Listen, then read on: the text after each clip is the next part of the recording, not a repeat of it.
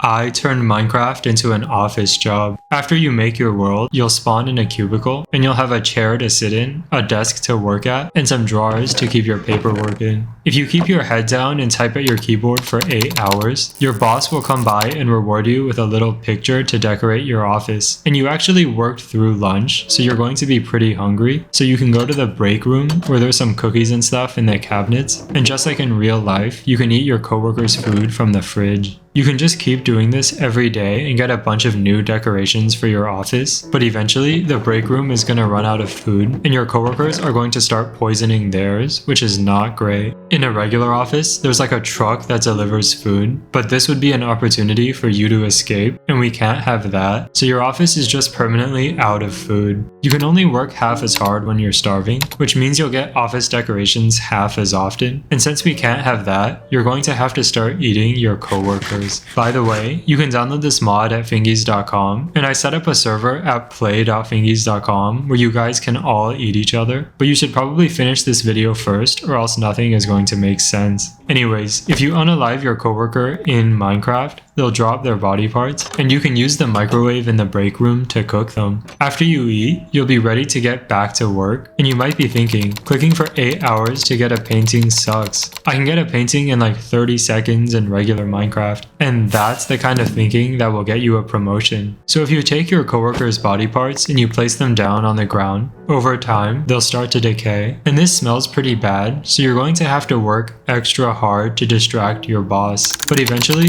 all that's going to be left of your coworkers are their bones, and you can craft that bone into bone meal and use it to grow the small tree decoration you got from your boss earlier. Now you have wood, and if you look around your office, you'll be able to find a pair of shears in someone's drawer somewhere, and you can use those shears to remove your coworkers' wool clothing to get wool, and now you can make a bunch of paintings.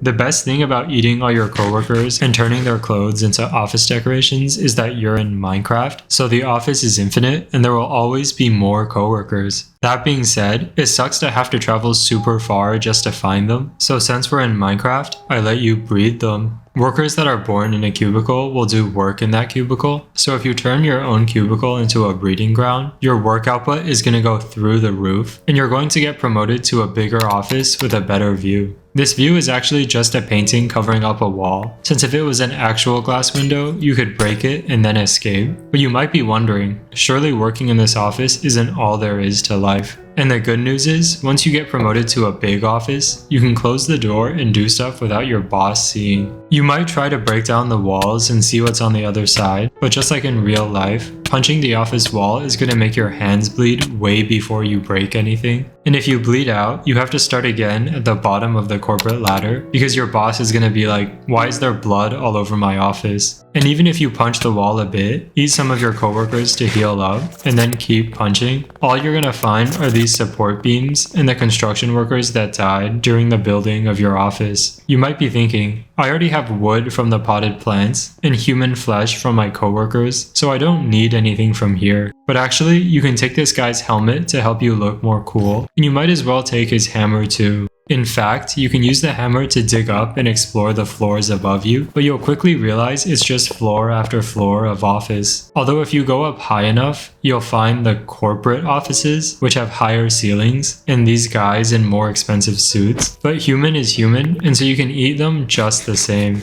The only thing is, one of their arms is going to have a watch, and if you put that in the microwave without realizing, it's going to blow up. And when half your face is blown off, it doesn't matter if you have a cool helmet on or not. The watch is made of gold, and so you can use 3 of them to make kind of a golden pickaxe, which mines blocks way quicker, but more importantly, you can use it to mine the microwaves. And if you place down some microwaves in this shape and put a watch in any of them, you'll create a portal to the energy dimension. Now you might be thinking, the energy dimension will be super cool and high concept and have energized mobs, but actually it's just an office where the walls are yellow instead of gray. And although the work you do at the office is the same, it's for an energy corporation instead of like a regular corporation. The big difference is that this office has food in the break room, so you don't have to eat your coworkers anymore, although obviously you still can. And also the microwaves in the energy dimension are more powerful, so they only take 15 seconds instead of 30. A big part of working in an office is just watching the time pass and waiting to go home. So instead of putting a watch in the microwave, you're better off eating it, because just like in real life, that'll bring you to the time dimension. Time is happening all at once here, and so you'll notice blocks and textures from older versions of Minecraft, and even entities that were removed from the game. But there's also stuff from future versions of Minecraft, like this big birch tree from the big birch tree update in 2026, or this squeaky hammer from the pacifist update in 2027, where they take out the ability to hurt anything.